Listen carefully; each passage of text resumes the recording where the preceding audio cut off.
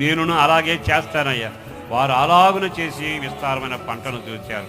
మందిరంలో ఆహారం ఉండేట్టుగా ప్రయాసపడ్డారు. ఆకాశం తెరిచి దీవెనలో పొందారు.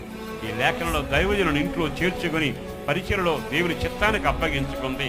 ఆకాశం తెరవబడి దీవెనల వరకు సజీవులుగా బ్రతికారు. నిశ్చయముగా అలాగున యెషయా గ్రంథంలో వాళ్ళు అలాగూ చేశారు.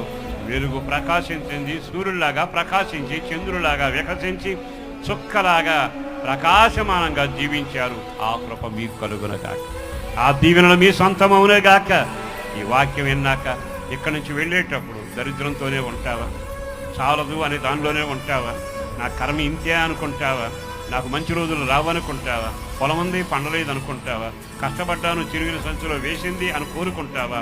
లేదనుకుంటే నీవు చెప్పినట్టే అలాగే నేను చేస్తానయ్యా, 4 కార్యాలు నా జీవితంలో జరగాలి అని ఆశించేవాడు మోకాలి.